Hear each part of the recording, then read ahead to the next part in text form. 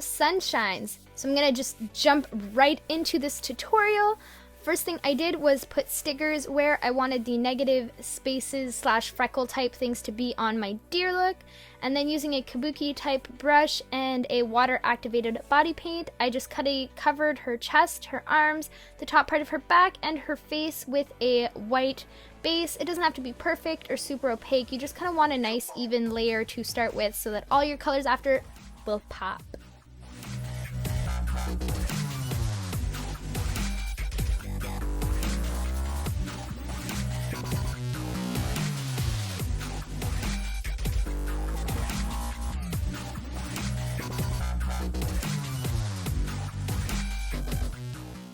If you don't feel like blocking out your eyebrows, you can use a few extra coats of the white face paint or just use a white cream paint and make sure to powder it to set it. And then I'm just going in with a hot pink fuchsia type of eyeshadow and just kind of mapping out where I want everything, where the face shape's gonna lie, where I do or do not want the face paint. Using a stippling sponge, I'm now going to alternate between different shades of blue, pink, and purple to create that kind of galaxy effect. It doesn't need to be perfect. It doesn't need to be any specific pattern. You want to make sure this is as sporadic as possible so that it doesn't look like it's overplanned or like there's a pattern to it. You really want that like spontaneous, random kind of galaxy look.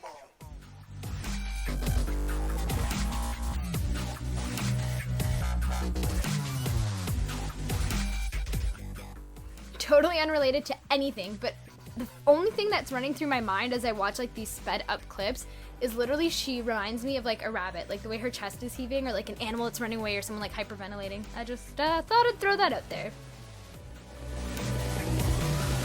Come on.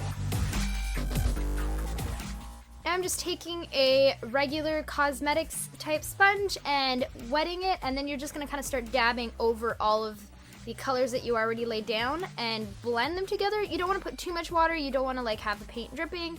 You just want to have that kind of slightly more blended look to it.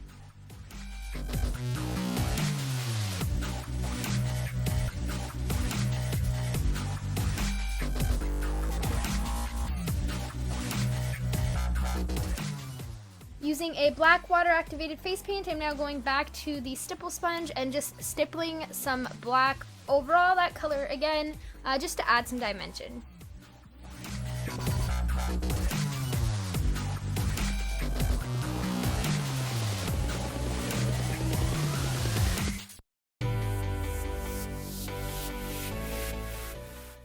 Now just taking some white face paint and a toothbrush, I'm going to splatter some star type things all over the face. So the closer you hold the toothbrush to the face, the more opaque and concentrated of a splatter you're gonna get.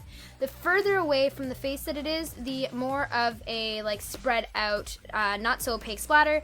And then you just remove all the stickers and reveal your negative space. Don't worry, they didn't hurt to pull off or anything. They're just kind of cheap stickers. I think I picked them up at like the dollar store or something.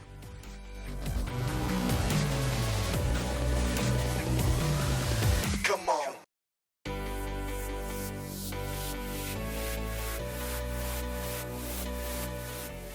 I'm now taking NYX's Infinite Shadow Stick in, I think it's called Crystal. It's just like a pearly white iridescent color, and I'm filling in all the negative spaces.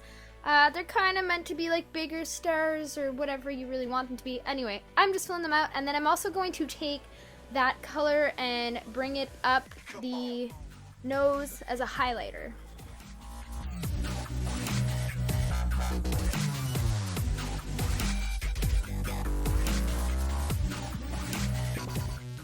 I'm now just going back to my white face paint and filling in the mouth area just so it's a little more opaque than everywhere else.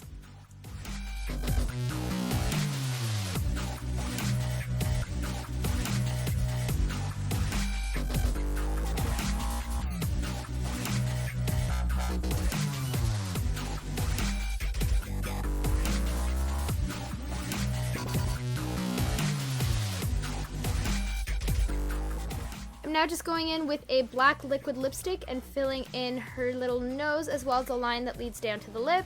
You can use a face paint or an eyeliner, really whatever you have or what's most comfortable for you to use. I just chose this because I figured it would have a longer lasting power throughout the day.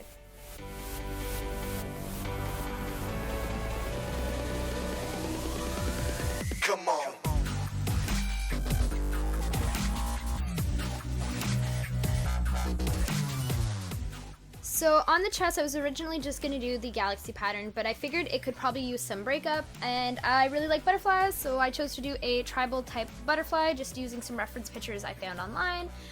You can do really anything you want in this space, or do it all galaxy, whatever works for you.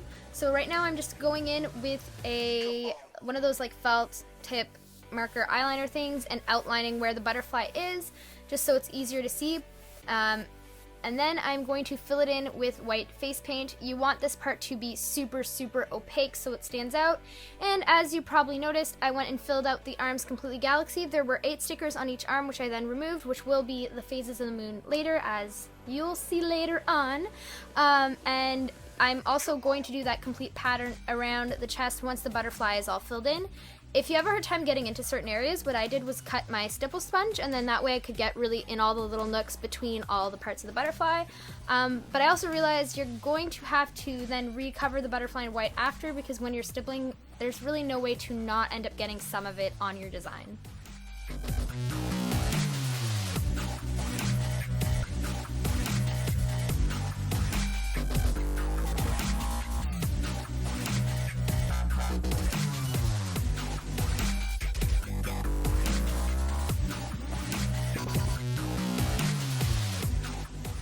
So now I'm just showing you a little bit of my cleanup process. This is what the butterfly looked like once I stippled around it and got it all messy. It's the same exact pattern, so you use a stippling sponge to use different shades of blue, pink, and purple. Then use the cosmetic sponge to blend it out. Use the stipple sponge for a little black to add dimension, and then the toothbrush with the white for the stars. All over the arms, the back, the chest, the face. I would also suggest, if you don't want to get paint on the clothing, to put just a napkin and tuck it in so that the paint will fall on that. They kept falling out on us, or as my model Michelle liked to call them, pitkins and chitkins. So we just kind of gave up on them.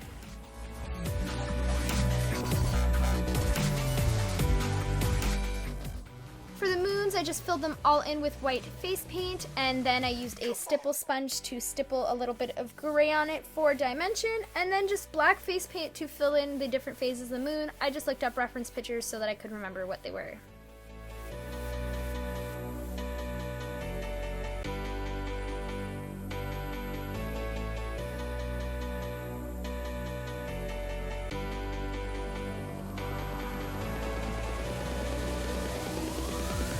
Come on.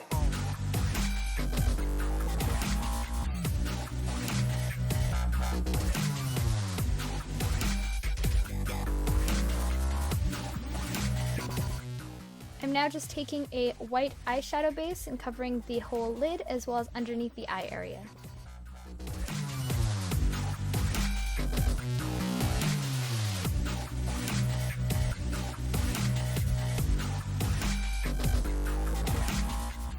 Using a dark blue and a fluffy brush, I am just contouring more around the nose and over the eyebrow area.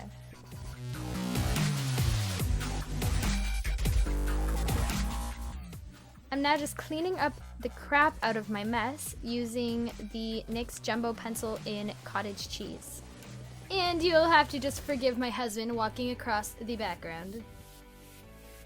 Using an angle brush and a dark purple eyeshadow, I'm just going to go around those star type things on the forehead as well as the circles on the cheeks. I actually found that having the brush a little damp helped give out more color payout than when the brush was dry. Onto the eyes, I just took a fluffy blending brush and I think it was NYX Primal Colors and Hot Fuchsia, and just kind of blending the crap out of that around the crease and above, and then going over that with a dark blue. As you can tell, I'm not quite blending as far in with the dark blue as I did the pink, but make sure they're really nicely blended together. For the lid, I just created an over-exaggerated cat eye using NYX Jumbo Pencil in Black Bean as a base, and then I patted a matte black eyeshadow over it to make sure it was nice and set in place.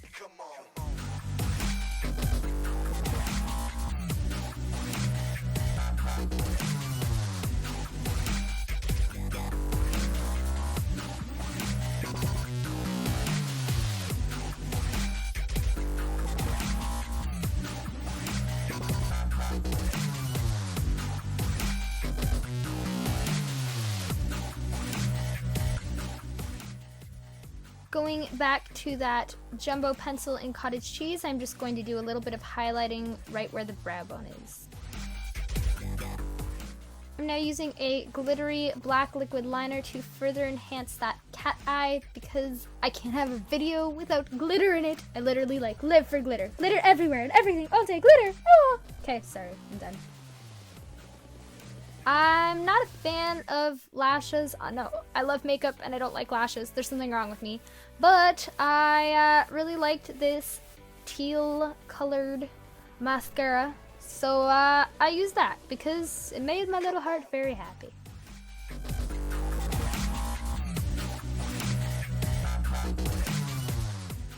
And now going back in with that black glittery liquid liner, I am going to make a line kind of under the eye but leaving some space where we're going to fill it in with white, and then I also went and brought down the inner corners as well. I will now be, why do I say now so much? It's always, I will now be doing this, and now this, and now this.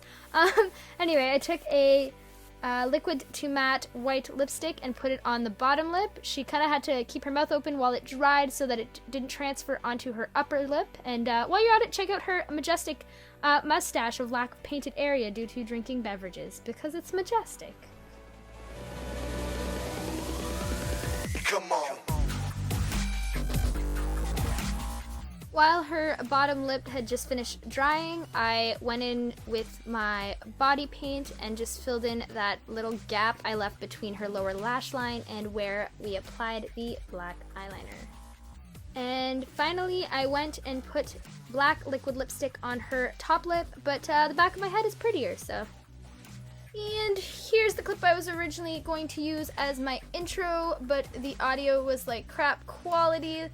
But I still wanted you guys to see my makeup and show you guys my awesomeness of my cat, so here's Michelangelo.